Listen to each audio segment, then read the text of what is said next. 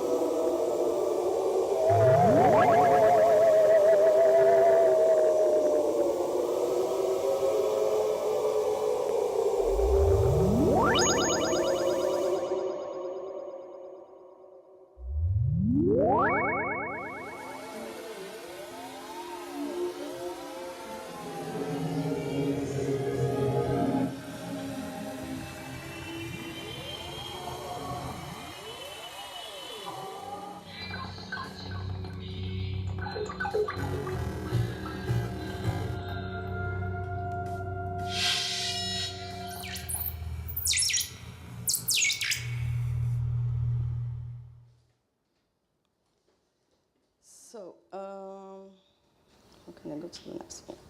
So, besides the feature of looping and playing and sound in real time, we also can record directly from the browser into a WAV file. And also we can retrieve the sounds you select by the URL. So when you're playing, all the sounds go to the URL. If you get the URL, you retrieve all the sounds you already chosen. So if you are doing like some pre-composed stuff, you can use as well. We did the first evaluation in the beginning of the year. So we asked groups of 3 participants in mixed ensemble to play live improvisation.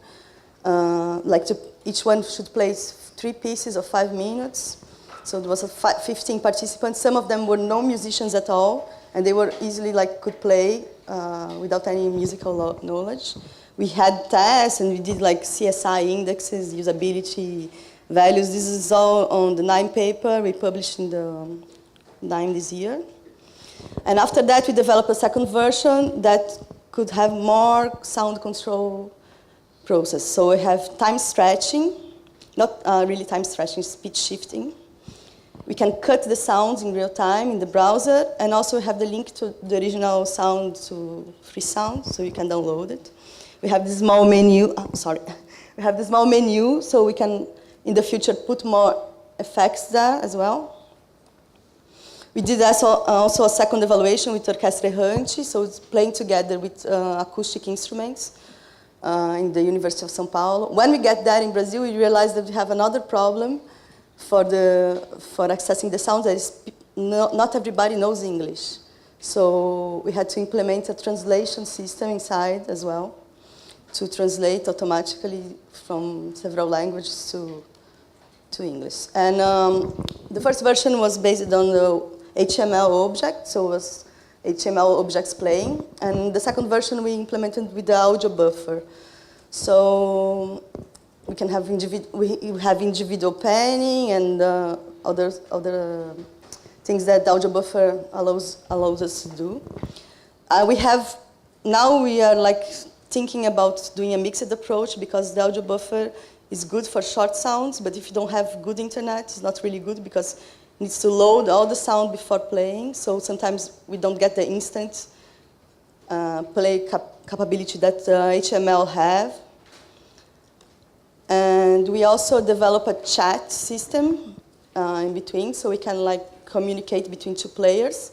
And when you click on the word there in the chat, you do an automatic search on the free sound system. Our plan in the future is to do a fully collaborative version, so we could do a chat room and 2 people could actually play together. We hope to the next 9 we can do that. Not sure, but because I have also to finish my thesis in the middle. But I hope that. And today we have a performance that we're going to use that. We're going to use a Gertrude Stein text on time to get the searches and demos, so we're going to see the chat system working. I'm going to do just a small demo here in the browser so you can see. So this is the main interface. You can search that like a space violin. Yeah. And then if you click here, it goes to the queue but doesn't play. If you click here, it plays instantaneously.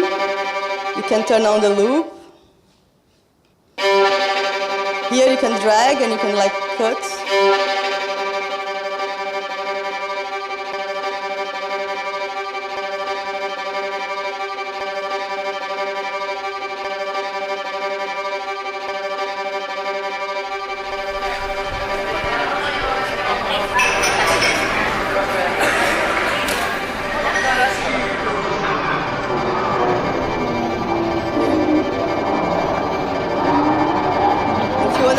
Just press this button, I'm going to start recording.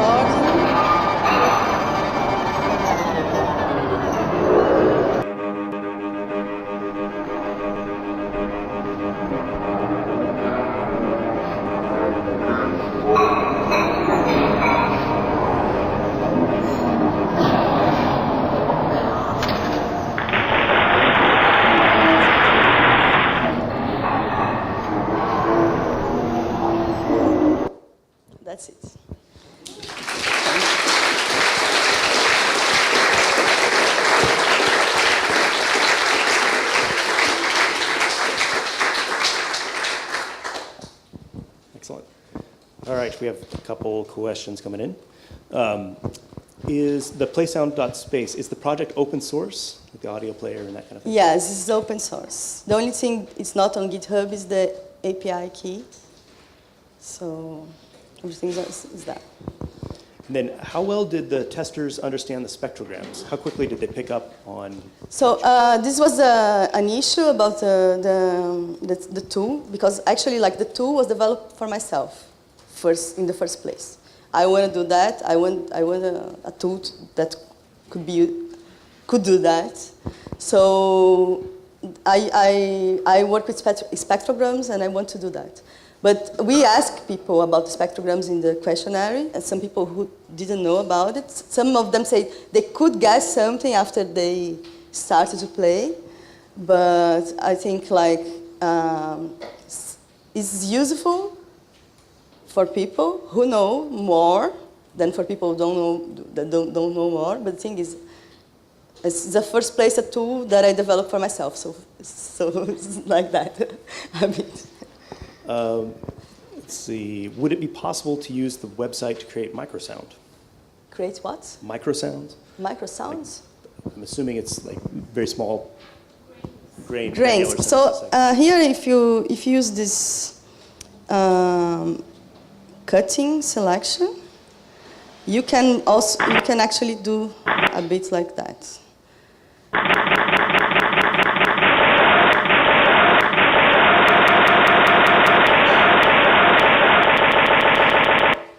But it depends on the size of the sample, and like basically if you are using small samples, you got smaller grains, and because that's the limit of the resolution of the screens, I think. So like, if I do that, and I can cut here, let's see.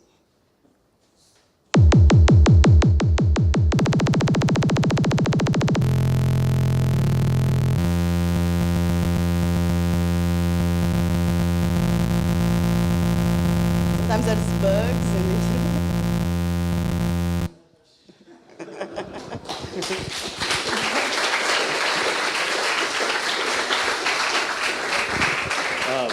We have quite a few others. Does the file host support any segmented formats so that it would be helpful as far as the issues around audio buffer length? What? Does the file host support any segmented formats, so getting sections of the audio as opposed to just... So yeah, this is something we need to discuss, and how to get to handle about this, because I think we are getting all through the free sound API. So if we want to do that, we should segment ourselves in the client side. So we're thinking if either we use a mixed approach with the HTML object and the audio buffer, or we have to do something like that. Because here is all right, everything is working fine, but I went to Brazil to do a performance last week, and with the internet very shitty there, and there was like, fucking like 1 second sample and like 2 minutes to load, and it was like, oh, God, totally awkward. And there's a few others. If you collaborated, or have you collaborated with traditional musicians, have you considered using it to sample and process their live input? So the thing is, there's so many ideas of how to use that and how to go to the future in the next thing. But the thing is, this tool is something we can use with real musicians in live context improvisation. So if you have someone playing a cello, and you can use this as well together. But I don't think like I want to put sound into that, because I don't need now. That I would like to do something with synthesis in the web, for like drawing the spectrograms and then synthesizing stuff, but not really turning on stuff like that, because the thing is, my project is to do the simplest thing as possible. So I don't need a sound card, I don't need a mouse, I don't need any type of controller. So I think that's a fantastic reminder that we're presenting a lot of the technology and things that we're discussing today, but tonight we get to see it performed, and yes. it's really fun. So I think we should just say Thank you.